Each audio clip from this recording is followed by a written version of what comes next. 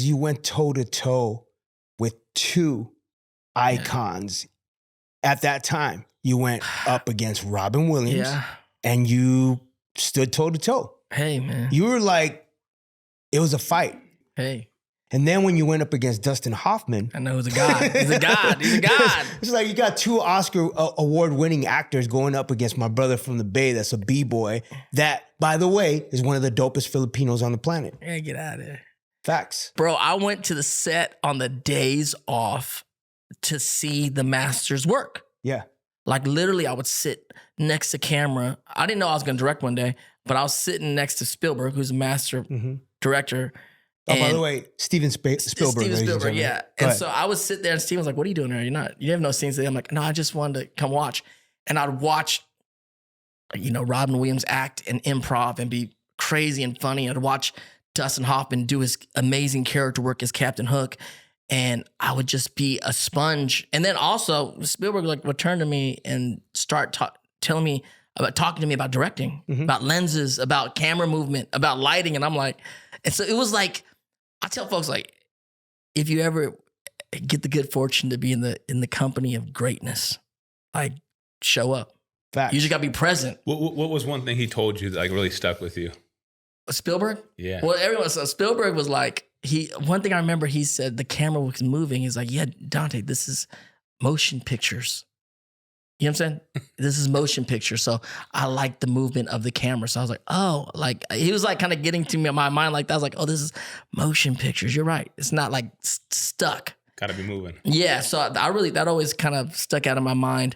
But it's like I said, if you have the good fortune to be amongst masters, it would be the equivalent of us going like, hey, you can go see Picasso paint. Or you could see Kobe and MJ. Or you go, it's like going to Kobe. Like if you can see Kobe and MJ play, it's like going to see that. That's what it is. It's like, that's what it was. And so I was there doing that and crazy things happened. I mean, there's a funny thing. I remember one time, I was like, this is crazy. One day on the set, I'm just like sitting down and just watching. I was young, right? So I had lost my virginity. Okay. While shooting Hook. Wow. Right? While That's I was crazy. shooting. Like, and so. Wait, like during the set? Not during the set, like at home. Like at home. Like, but then like over the weekend or something. Anyhow, the next day, I like literally was the night before, right? And the next day I was like going to just go to set. And so I ended up going to set. And I did dress up. I don't know, I was feeling myself. Yeah, of course. I remember that I was like, so how old were you? 15. You dressed up as Rufio? No, I was dressed up in like right then. I had a blazer on, and I sat down, and I remember I was watching Dustin Hoffman do a scene as Captain Hook, and Dustin is a method actor, so he doesn't really ever break character. And he just somehow, now you're an older guy, you understand. He looked at me, and he was like shooting the thing. They're like, cut, and he looked at me by the camera. He's like, Rufio. I said, I said, yeah. He goes, you're glowing today. I'm like, and I like looked at him and I must have went red. And in Captain Hook voice, he said, just remember, it's not the size of the wand. It's the magic it makes. I've never heard of that one. Dustin Hoffman is a G. But he just picked it out at me like the day. I always remember like, damn, this guy's crazy. Yeah. But, yeah, you just show up and you just learn. And those guys were incredible mentors to me in my life at that time. So I'll always be forever grateful for that. And I'll forever pay it forward with the next artist, Well, speaking about wands. Speaking about wands, damn it. So the wand is a good metaphor for pieces that we have in life. I want to showcase a piece that you actually had on set. Oh, yeah. That you have with you today. I know, yeah. I got it, because I know you're a collector. Yes, and it's bro. always about all cool stuff. my fanatics, he actually has a piece from the movie. If you remember the scene, Rufio got the sword right there. This is the pan sword, man. This is actually from the movie. So this is the pan sword. They had a few of them around the set. I studied sword fighting 3 months before we started before we started filming and throughout the whole film. And so I really had a lot of time with the swords. And this was the Pan sword that I end up giving to Peter Pan. You are the Pan. I actually stole this one from the set because they weren't giving it to me. This is 30 years old. This is the one I was using to scrape it, like cross the line. Yeah. That one. Yeah, so it needs a little loving, but that's one of the on-camera swords that made it home with me one day. And I think we're past the statutes of, That is fire, bro. If Amblin's looking for this sword, I still got it. So it's on my shelf right next to other, mementos and things like that. But that's the Pan sword. Did you guys have any cool moments off camera that he was just like, it sits well with you?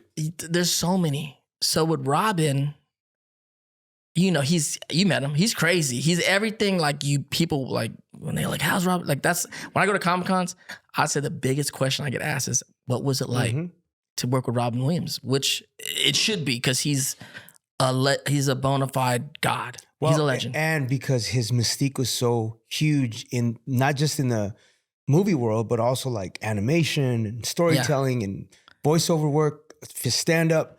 And so his legacy is like, when people ask, what was it like to play with Kobe? Right. He's one of those dudes. He's one of those dudes. He's just goated in that way. Yeah. And there's no one like him. I always be like, everything you think he's going to be, he is that. He delivers it. Like he's literally the genie from Aladdin. Wow. Like he's so fast. He's so funny. He's so witty. I mean, when he's around, magical things could happen. And they often do. And so that's great. And he's he taught me so much being on the set. Like he was number one on the call sheet, but he also, he knew everybody's names. Yeah. He had inside jokes with everybody every day. He kept the morale of the setup. He was the kind of guy that you wanted to, like when I got to be number one on the call sheet, it's like, be like Robin, like be a leader like that on the set. Make sure the day goes right for everybody. What does that mean because I just saw a documentary on that, but what does that mean for people that don't know? Oh, the call sheet. Call sheet, so number one.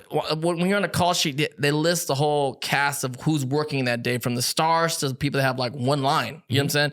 And there's like, it's numbered.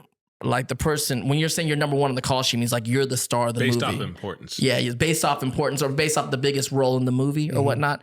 And so there's also respect for that. You look to the people that are higher in the call sheet. They kind of set the tone along with the director and the producers on how the day is going to go. If the number one guy's having a bad day, the whole set's having a bad day. Yeah. And some guys don't care about that. But some number ones are like, no, like I'm running the set with you guys. I'm going to make sure everyone has a good day. And he was that kind of actor, was very giving in that way. But then, I got to spend my mornings with him in the makeup chair doing like all of our makeup and my crazy hair and everything.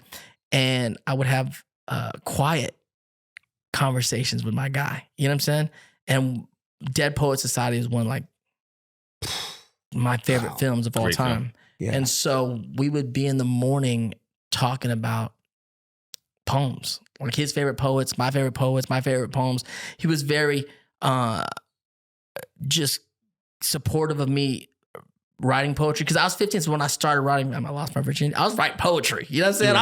I was in a poetic time in my damn life. And so I started writing poems, and he was very just supportive of that. I got one more question before we wrap, because I think we kind of left her out when we talked about Hook. You talked about Spielberg, you talked about Robin, you talked about the whole cast, but you left out Julia Roberts. And Gwyneth Paltrow. I think a young Gwyneth, but Julia was in her prime. Yeah, she was prime. A-list superstar. Okay, so Julia. Like, what was she like? First of all, she was separate from us a lot. Was she humble?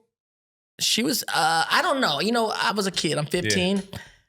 A lot of crazy stuff was going on. Like I was a kid, and so when she was a big star, right? I don't know. She was I don't know. Now as an adult, and I know people are going through a lot in their lives, I can kind of look at it from a different kind of frame. When we first started the film, she was dating Kiefer Sutherland. What? Lost Boys? Yeah. And a matter of fact, the first time I saw her, we were coming to set, and she was like yelling at the guy at the front, and like kind of like in the Tinkerbell outfit. And Kiefer Sutherland had like their two dogs with him, and he was like in a suit, and it was like kind of weird. Yeah. And she was like kind of yelling, as she was like they wouldn't let him on the lot.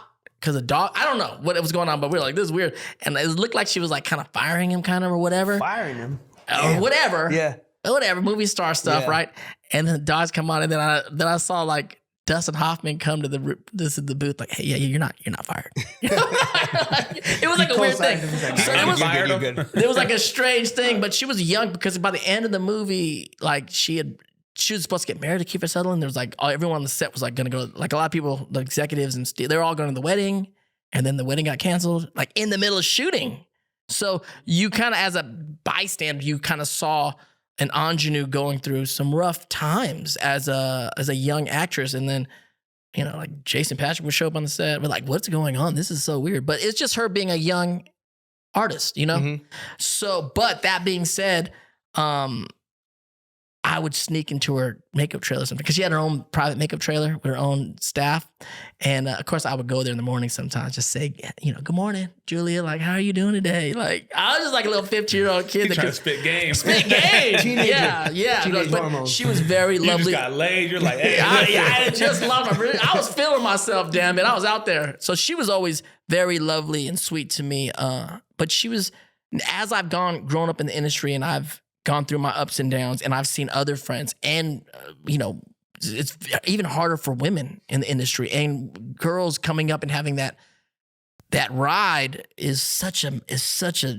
plays such tricks on your mind about who you are and what people want from you. And I can just respect everything that she was going through at that time in a different way. Yeah, you know, the last day of shooting, a lot of times we give wrap presents to each other on set. You know. Mm-hmm. And so there's a classic picture of me and Robin Williams and Dustin Hoffman. And I got them hats embroidered, classic hats. I got embroidered at Compton Indoor Swap Meet. Yeah, because I'm from Paramount. So his says Captain Hook. It says Captain Hook and Peter Pan. Gangster style? Gangster style. Like you see it in it's like there's a Polaroid that's online. You have the photo? I have the actual photo, yeah. But it's the photo online is online. It's a Polaroid. That's in my files, but they're two hats from Compton Indoor Swap Meet. Yeah. Man, it's classic. Shout out Compton Indoor Swap Meet. I know. I think they're gone now, but it was the spot. Yeah. That's right, y'all. It's Taboo Nawasha, and I hope you enjoyed geeking out with me and going straight into geek mode. For more information, for more videos, subscribe, like, and comment. Share with your friends. Much love. There it is.